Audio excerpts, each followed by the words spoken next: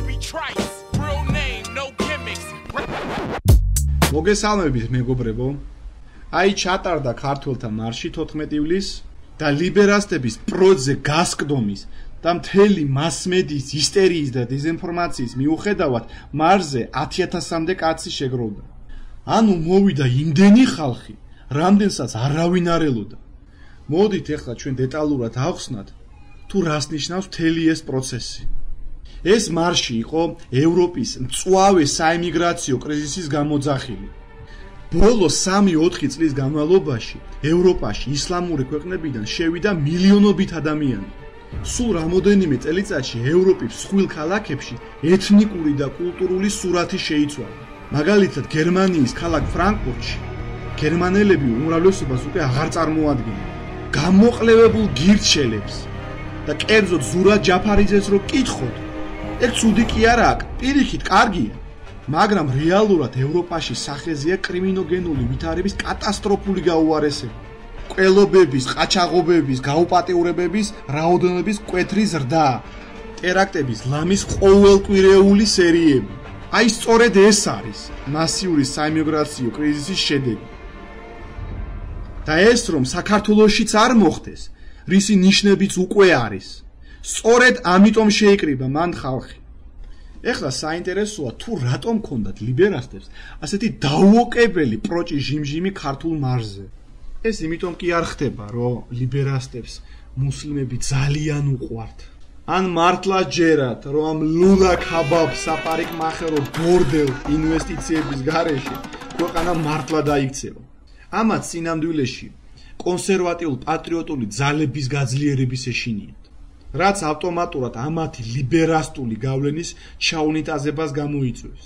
ეს პროცესები მიდის დასავლეთში და ეს მარში იგივე პროცესების პატრიოტული ძალების გაძლიერებას გამოხატავს ჩვენთანაც. ზუსტად ამიტომ შეიკრა ასე ერთ პროჭად მთელი სალიბერასტეთი და ყველა მედით ისტერიულად რო აფრქვიეს მძღნერი, რომ საერთოდ კარგი ყოფილა ქართველები თუ უმცირესობაში ვიქნებით საქართველოში და ვინც ასე არ ფიქრობს, ყველა ფაშისტად გამოაცხადეს. უფრო ნაკლები ეთნიკურად ქართველი. კიდევ უფრო ნაკლები ეთნიკურად ქართველი. აი მოქალაქეებზე მოსაუბარი, მოქალაქეებს 100% ავიღოთ. მოქალაქეების საქართველოს მოქალაქეებს 100% ავიღოთ და თქვათ, გახდა ეთნიკურად ქართველი, გახდა 59%. ეს თქვენს ტრაგედია იქნება თუ არ იქნება ტრაგედია? მათ კითხვის დამსველი მე ფაშისტი მგონია რომ არა, გეკითხებით იქნება თუ არა ტრაგედია? როგორ იქნება ტრაგედია? ტრაგედია იქნება საერთოდ მნიშვნელობას მაგ მნიშვნელობას მე ფაშისტი ვიწოდე. ვიღაც ვიწოდე. თქვენ პროჭ გაგანიერებული გაბუნია უფრო შორს წავიდა და გამოაცხადა, რომ ქართველები აქ საერთოდ ჩამოსულები ყოფილა და ისტორიულად ეს ქვეყანა ჩვენი არც ყოფილა თურმე.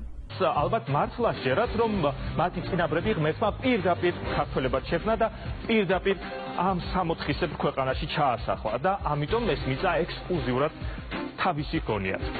ქუჩაში ყვირილის ნაცვლად ისტორიას თუ გადახედავენ, მარტივად აღმოაჩენენ, რომ ჩვენი წინაპრები სხვა ადგილებიდან მოვიდნენ ამ მიწაზე. კიდევ ერთი საინტერესო ფაქტია, რომ საზოგადოებრივმა მაუწყებელმა არხმა, რომელიც ხალხის ფულით ფინანსდება და ვალდებულია იყოს ნეიტრალური, საერთოდ ფეხებზე დაიკიდა თავისი ვალდებულებები და მკაფიოდ ანტისახალხო პოზიცია დაიკავა. ვთქვით, რომ მაუწყებელი აქციის მონაწილეების მიერ გაჟღერებულ მოთხოვნებსა და მოსაზრებებს არ იზიარებს. ბოლოს ლიბერასტებმა გადაწყვიტეს, რომ ქართველთა მარშისთვის რუსეთის აგენტობა დაებრალებინათ. და ამისთვის უეცრად ივლისში გაიხსენეს 19 ივნის დარჭობილი საოკუპაციო ბანერი, რომელიც თავის დროზე საერთოდ ფეხებზე ეკიდა და არც კი გახსენებია. და 14 ივლისს ქართულ მარშს სპეციალურად დაუმთხვიეს ამ ბანერის გაპროტესტება, რომ ვითომ აი ჩვენ პატრიოტები ვართ, ჩვენ საზღვრის გადმოწევა გვაღელვებს და თქვენც რომ პატრიოტები იყოთ და არ იყოთ პუტინის და კრემლის აგენტები, თქვენს ამ ბანერის დადგომას გააპროტესტებდით და არა სხვა რომელიმე პრობლემებს. ამ ყლე არგუმენტის პასუხად მე მინდა მივმართო ლიბერასტებს. თქვენ ჩემის გიორგი გაბუნიება. თქვენ რომ მართლა ოკუპაცია გაღელვებდით, იმ ბანერის დადგმაზე აღშფოთებოდით, როცა დაიდგა 19 ივნის, მაგრამ მაშინ ფეხებზე გეკიდათ ეს თემა და აღშფოთით მხოლოდ ივლისში, ქართველთა მარშის დროს. იმიტომ რომ თქვენ ოკუპაციის პრობლემა საერთოდ არ გაღელვებთ. ეს საკითხი გჭირდება მხოლოდ და მხოლოდ სპეკულაციისთვის.